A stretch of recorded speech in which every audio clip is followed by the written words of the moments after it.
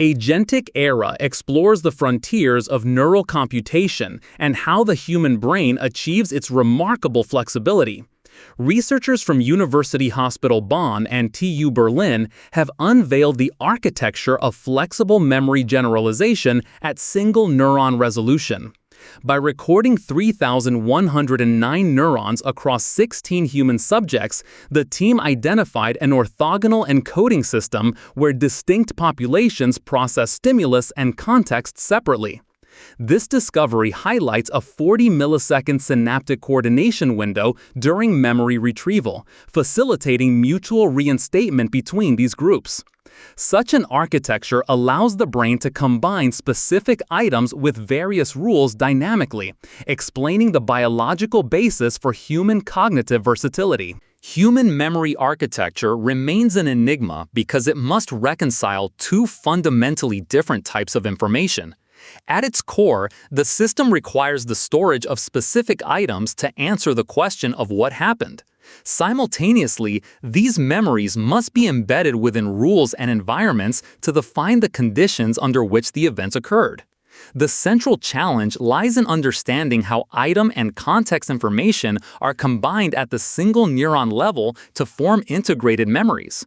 While current research illustrates the need for this combination, the specific biological mechanisms linking these two domains are not fully understood.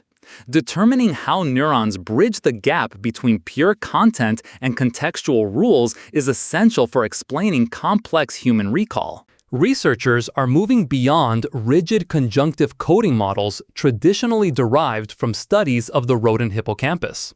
In the rodent model, memory representations are largely context-dependent and rely on specific neurons that link items to fixed environments.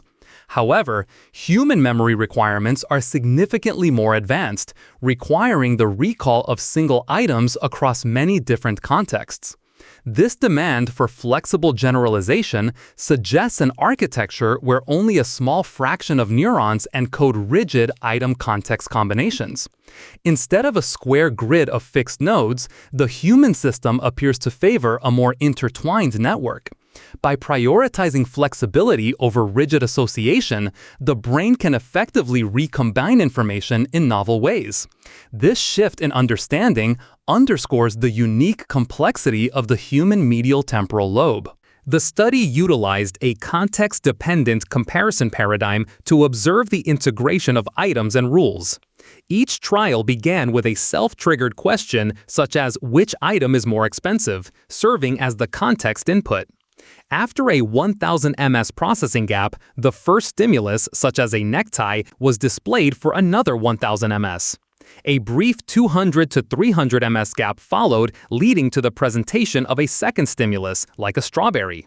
Finally, the subjects provided a decision output via a keyboard ranking to conclude the trial. This sequence creates precise temporal boundaries between rule input and item processing. By using these distinct timing windows, the researchers could accurately measure how the brain maintains context while viewing subsequent pictures. This experimental structure was essential for isolating how context influences stimulus evaluation over time. The study's findings are supported by unprecedented data acquisition parameters. Researchers recorded 3,109 neurons from the medial temporal lobe in 16 neurosurgical patients across 49 experimental sessions. These recordings were captured at a high sampling rate of 32 kHz to ensure the highest fidelity. The neuronal data were collected from 4 specific brain regions. Specifically, the team recorded 1,051 units in the amygdala and 1,136 units in the hippocampus. Additional recordings were taken from the perihippocampal cortex and the entorhinal cortex, with 482 and 440 units respectively. This large sample size provides a robust foundation for analyzing memory processes. Such detailed regional data allow for a precise comparison of how different medial temporal structures contribute to memory generalization. The analysis revealed a dual population encoding system within the recorded medial temporal lobe units. Out of the 3,109 neurons, the researchers identified 597 stimulus-modulated neurons responsible for encoding what is being seen. A separate group of 200 context-modulated neurons encodes the specific rules or conditions of the task. Crucially, these two populations are almost entirely separate and orthogonal, with very little overlap in their functions. This lack of overlap establishes a modular memory network rather than a single integrated one. By maintaining these distinct populations, the brain can independently manage content and context. This architectural separation is a key feature that allows for the flexible recombining of information in human cognition.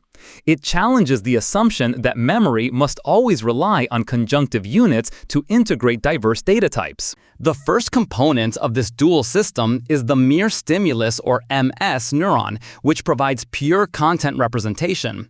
This neuron increases its firing rate selectively in response to specific images, remaining entirely invariant to the contextual question. For example, a single neuron might spike dramatically when an image of a biscuit is shown. This activity occurs consistently whether the subject is asked if the item is bigger, if they have seen it before, or if they like it better.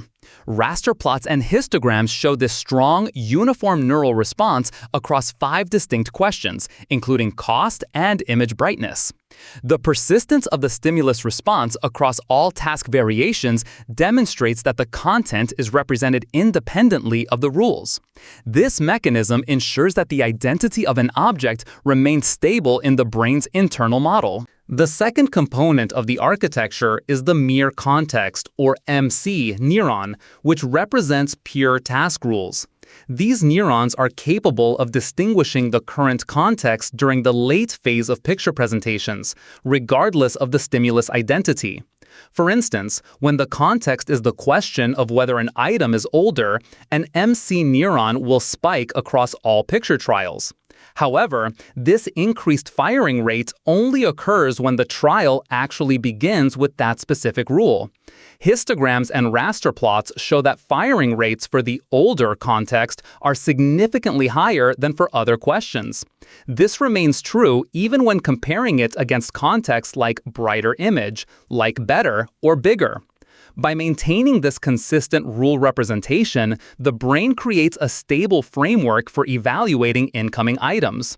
This context-modulated signal exists independently of the content it is meant to regulate. Beyond pure content and rule representations, the study identified 2 distinct ways stimulus and context neurons interact.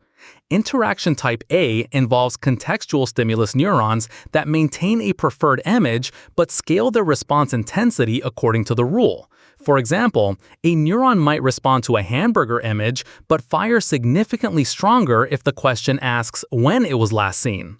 In contrast, interaction type B consists of stimulus context interaction neurons that perform strict conjunctive encoding.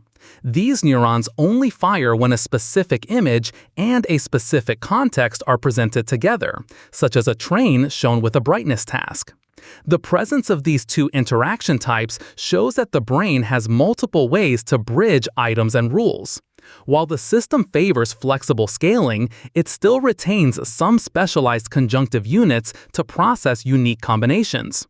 This variety provides a high level of representational complexity during memory retrieval. The results of the study highlight an orthogonal encoding paradigm that prioritizes flexibility over rigid associations. Out of the 3,109 recorded neurons, only 50, or 1.61%, exhibited rigid conjunctive coding. This low count of specialized units suggests that the human medial temporal lobe has limited pattern separation for specific picture-question combinations. Instead, the brain relies more heavily on the 597 pure stimulus neurons and 200 pure context neurons. By focusing on these distinct populations, the system facilitates flexible generalization across multiple tasks. This architecture allows the human brain to recombine known items with entirely new contexts in a dynamic fashion. The findings provide a clear anatomical and functional distinction between how humans and rodents might encode information.